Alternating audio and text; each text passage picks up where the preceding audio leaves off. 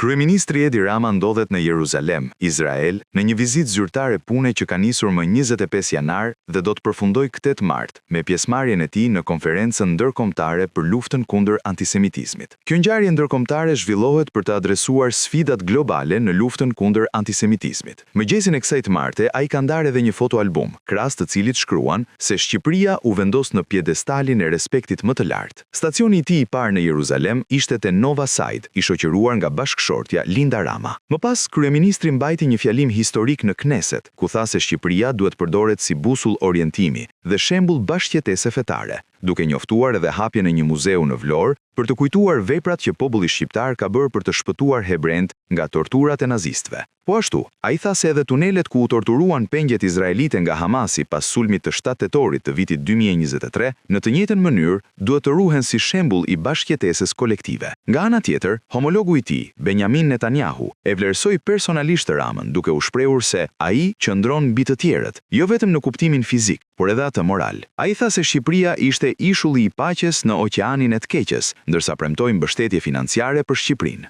Kreu i qeverisë izraelite konfirmoi se marrëdhëniet mes Shqipërisë dhe Izraelit janë më të mira se kurrë, ndërsa përmendi edhe simbolin e shqiponjës në flamurin kuqezi.